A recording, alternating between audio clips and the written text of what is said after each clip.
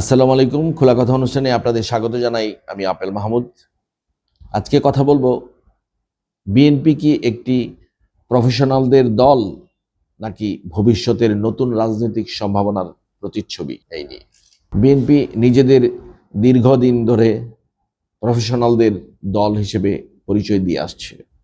দলটির নেতারা প্রায়ই দাবি করেন তারা শিক্ষিত, দক্ষ ও পেশাজীবীদের নিয়ে রাজনীতি করে, কিন্তু বাস্তবতায় দেখা যায় এই দাবির পেছনে কোনো শক্তিশালী প্রাতিষ্ঠানিক কাঠামো নেই। বিএনপির ভেতরে গবেষণা, নীতি নির্ধারণ বা আধুনিক ইনস্টিটিউট ভিত্তিক কাজের কোনো সুযোগ নেই।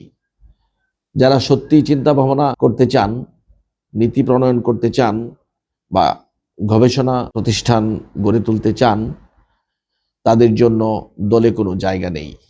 তাদের চিন্তারও মূল্য দেওয়া হয় না। বাংলাদেশ জাতীয়তাবাদী ছাত্রদল থেকে কয়েক দশকে অসংখ্য মেধাবী শিক্ষার্থী তৈরি হয়েছে, অথচ বিএনপি ক্ষমতায় থাকাকালীনও তাদের সরকারি চাকরিতে জায়গা করে দেওয়া হয়নি। বিসিএস কিংবা পিএসসি পরীক্ষায় ছাত্রদলের কর্মীরা বারবার বঞ্চিত হয়েছেন। অন্যদিকে জামায়াত শিবির যখন জোট সরকারের অংশ ছিল, তখন তাদের কর্মীরা ভাইবার টিকতে না পারাটাই অস্বাভাবিক ছিল।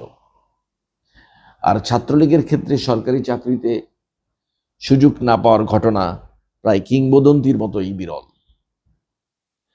এই বৈষম্য প্রমাণ করে ছাত্রদল যে ত্যাগ তিতিক্ষা দিয়েছে তার কোনো সঠিক প্রতিদান বিএনপি দিতে সক্ষম হয়নি। একটি রাজনৈতিক দল যদি মহিরুহে পরিণত হতে চায়, তাহলে তাকে প্রাতিষ্ঠানিক শক্তি অর্জন করতে হয়। বিশ্বের সফল রাজনৈতিক দলগুলোর দিকে তাকালেই বোঝা যায় তাদের রয়েছে কার্যকর মিডিয়া সেল ও সোশ্যাল মিডিয়া টিম, নিজস্ব গবেষণা ও প্রশিক্ষণ ইনস্টিটিউট, ব্যাংক ও বীমা প্রতিষ্ঠান, শক্তিশালী শ্রমিক সংগঠন, নিজস্ব শিল্প কারখানা, এমনকি হাসপাতাল পর্যন্ত। এসব প্রতিষ্ঠানের মাধ্যমেই একটি দল তার কর্মীদের সংগঠিত রাখে, অর্থনৈতিক শক্তি অর্জন করে এবং জনআস্থা ধরে রাখে।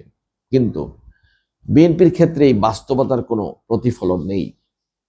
এত বড় একটি দল আজও নিজেদের টিকিয়ে রাখার মতো ন্যূনতম প্রাতিষ্ঠানিক শক্তি তৈরি করতে পারেনি। এটা সত্যি বিস্ময়কর এবং একই সঙ্গে রাজনৈতিক দুর্বলতার নগ্ন প্রকাশ। আজকের রাজনীতিতে সোশ্যাল মিডিয়া একটি শক্তিশালী অস্ত্র, কিন্তু এখানেও বিএনপির দুর্বলতা স্পষ্ট।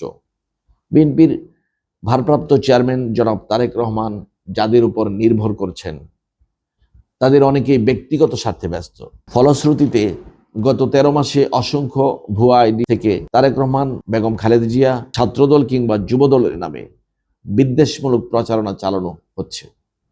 সাধারণ মানুষ এগুলোকে বিএনপির অফিসিয়াল বক্তব্য বলে মনে করছে এবং দলটির বিরুদ্ধে ক্ষোভ প্রকাশ করছে। অথচ এই মিথ্যা প্রচারণা প্রতিরোধ করার মতো উদ্যোগ বিএনপির ভেতরে কেউ নেয়নি। এটা দলটির সাংগঠনিক দীনতারই আরেকটি প্রমাণ। পিনাকি চক্রবর্তী যে সত্য তুলে ধরেছেন তা অস্বীকারের উপায় নেই। বিএনপি আজ এমন এক অবস্থায় দাঁড়িয়ে আছে যেখানে তাদের বড় বড় রাজনৈতিক স্লোগান থাকলেও প্রাতিষ্ঠানিক ভিত্তি প্রায় শূন্য। যে কোনো দল যদি দীর্ঘস্থায়ী হতে চায়, তবে শুধু স্লোগান বা নেতৃত্ব নির্ভরতা নয়, তার জন্য প্রয়োজন শক্তিশালী গবেষণা, সংগঠন ও প্রাতিষ্ঠানিক বিনিয়োগ।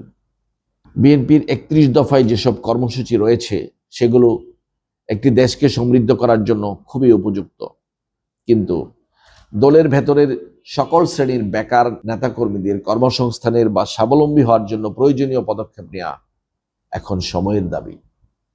বিএনপি কি এই শিক্ষা নিতে পারবে, নাকি একই চক্রে ঘুরপাক খেতে থাকবে? এটা এখন বড় প্রশ্ন। ধন্যবাদ সকলকে, ভালো থাকবেন।